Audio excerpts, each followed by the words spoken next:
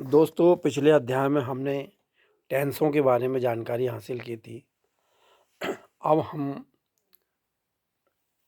टेंसों का विस्तार से अध्ययन करने जा रहे हैं। सबसे पहले हम प्रेजेंट टेंस के बारे में जानकारी हासिल करेंगे। प्रेजेंट टेंस के भी 4 प्रकार होते हैं।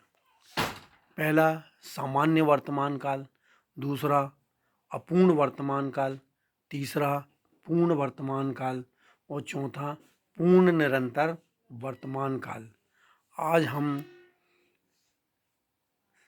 सामान्य वर्तमान काल के बारे में जानकारी प्राप्त करेंगे। दोस्तों, अक्सर ऐसा होता है, जो भी वाक्य ता है, ते है, ती है, इनमें से कोई भी वाक्य है तो वह सामान्य वर्तमान काल का वाक्य होता है। जैसे कर्ता प्लस क्रिया का पहला रूप। क्रिया का पहला रूप हर क्रिया के 3 रूप होते हैं। वो आपको बाद में लर्न करना पड़ेंगे। वो मैं आपको बाद में बताऊंगा कि क्रिया एक वचन में है या क्रिया बहुवचन में है या द्विवचन में है, या आपको अध्ययन करने से पता लगेगा। जैसे आपने देखा होगा, वाक्य में क्या होता है कि जो प्रेजेंट सामान्य वर्तमान काल में, जैसे मैं बताता हूँ, कर्ता यदि एक वचन में है तो क्रिया में एस लगता है।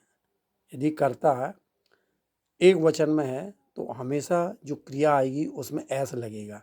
जैसे वह यहाँ आता है, वह के लिए ही का प्रयोग होता है और ही एक वचन में है, इसलिए अपन यहाँ क्रिया में एस लगाएंगे। जैसे he comes here, he comes here, वह खुश दिखता है, ही लुक्स हैप्पी, इसमें क्रिया में एस लगेगा।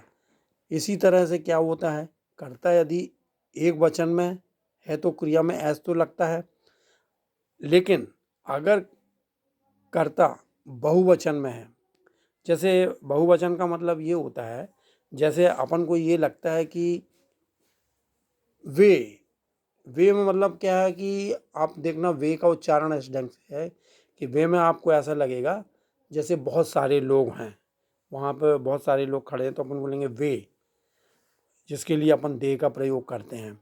तो जहाँ कर्ता बहुवचन में होता है तो ये समझ लो कि उसमें एस नहीं लगेगा। क्रिया में जो क्रिया रहेगी उसमें एस नहीं लगाया जाएगा।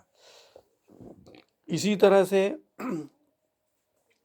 आई और यू, ये एक वचन है, लेकिन एक वचन होने के बावजूद इनमें एस नहीं लगता है। जैसे तुम हंसते हो, यू लाफ, मैं खेलता हूँ, आई प्ले। इस ढंग से इसको अपन को अध्ययन करना पड़ेगा। आने वाले समय में हम आपको इसके बारे में बहुत सारे सेंटेंस देंगे, जिससे आपको बिल्कुल सही सही समझ में आ जाएगा कि ये मतलब किस में एस लगना है, किस में नहीं लगना है। इस बात को देखो, ये मैंने लिख के बताया है, आप इसको नोट कर लीजिए और अच्छे से इसको अध्ययन करिए। अगर अधिक हम बताएंगे तो आपको जल्दी समझ में नहीं आएगा, इसलिए हमको इसको थोड़ी थोड़ी करके आपको बताना पड़ेगा। आप ये देखिए, मैंने ये लिखा है, आप इसको ध्यान से लर्न कर लीजिए। अगले अध्याय में फिर अपन इसी सामान्य वर्तमान काल के कुछ अनेक सेंटेंस हम लिखेंगे। जो सेंटेंस और उनके इंग्लिश में अनुवाद, तो आपको पूरी तरह से ये समझ में आ जाएगा